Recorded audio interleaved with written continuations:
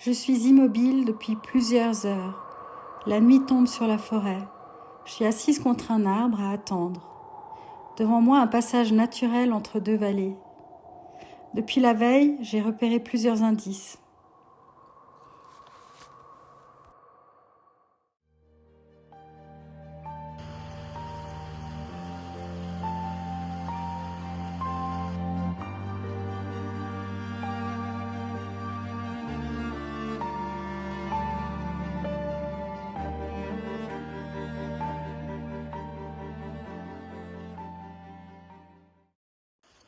Ou alors là, plein de traces là. Plein de traces ici. Ça va vers l'eau. Là, tout autour de l'eau. Encore là. Et ça continue là-bas. Belle trace là. Belle trace. Pas toute fraîche. On voit où elle va celle-là, tiens. Regardez-moi ça. Ouf. Oh, c'est un gros ça. C'est un gros.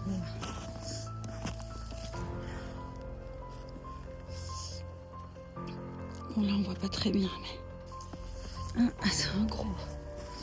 C'est un adulte. Alors là ça part à droite. Là à gauche. Vous voyez, ils sont un peu gelés, donc pas toutes fraîches. Il y a des belles traces ici. Hein. Bon,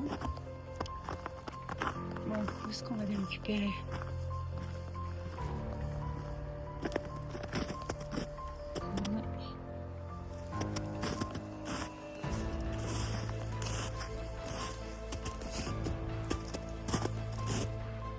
Belle trace.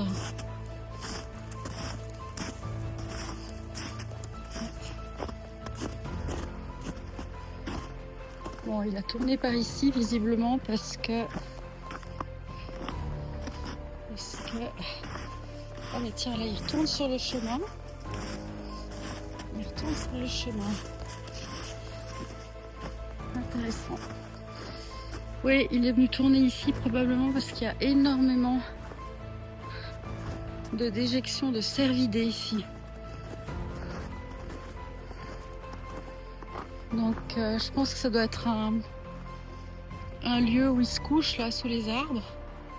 Ah, c'est magnifique. Ces forêts sont enchantées.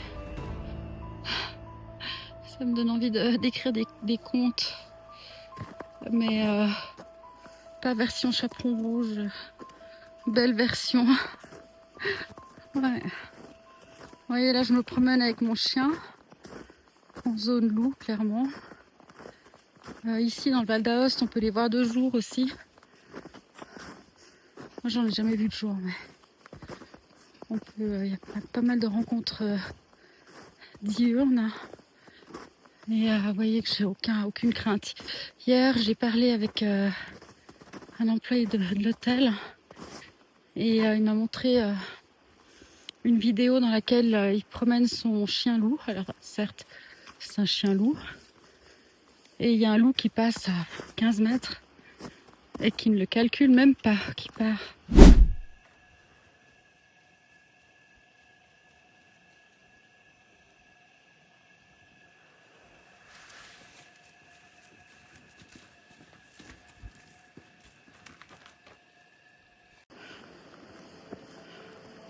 Incroyable toutes ces traces là. Ouais. Donc là ils arrivent et puis ils reviennent sur leur pas.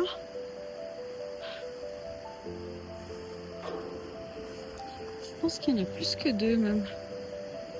C'est-à-dire, faudrait que j'aille voir, mais je m'enfonce. La neige est trop haute. Voyons s'ils sont passés de l'autre côté là.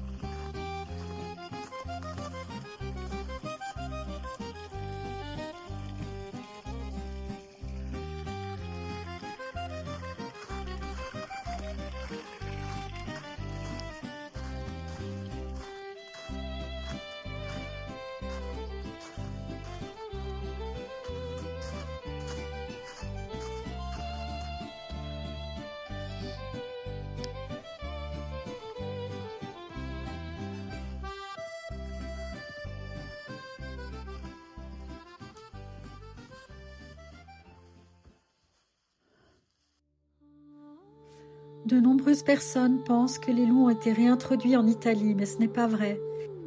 Les loups n'ont jamais totalement disparu du pays. Dans les périodes les plus difficiles, ils ont survécu dans les zones les plus reculées des Apennins.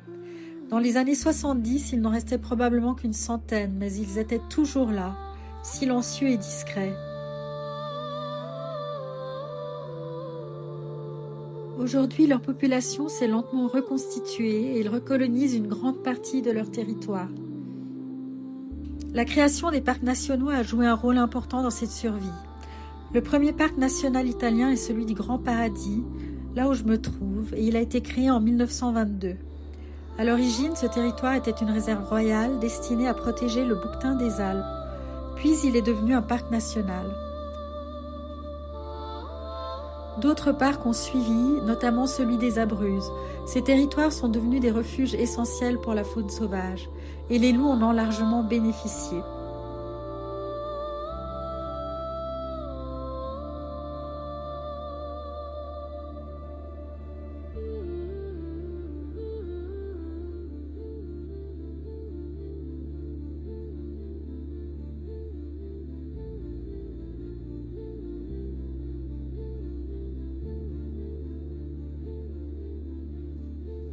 Pendant des siècles, les loups ont presque toujours perdu face aux humains. Ils ont été traqués, piégés, empoisonnés.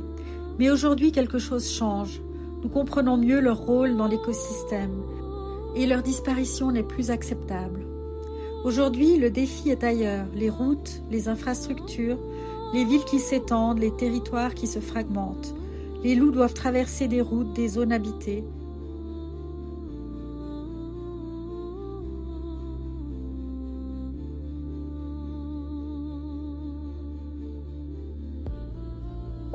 Le loup a toujours été présent en Italie. Parlons de Rome. Rome et le loup sont liés depuis l'origine même de la ville. Selon la légende, Romulus et Rémus, les fondateurs de Rome, auraient été allaités par une louve. La louve capitoline est devenue l'un des symboles les plus puissants de la ville. Un animal sauvage au cœur de la civilisation. Et aujourd'hui encore, dans les montagnes qui entourent Rome, les loups vivent toujours, comme un écho ancien. Un rappel que la nature n'a jamais complètement quitté ses paysages.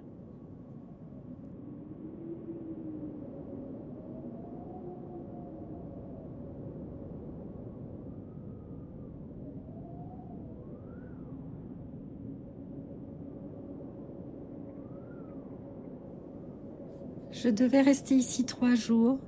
Je suis restée 3 semaines. Parce que quand on cherche les loups, le temps n'a pas la même valeur.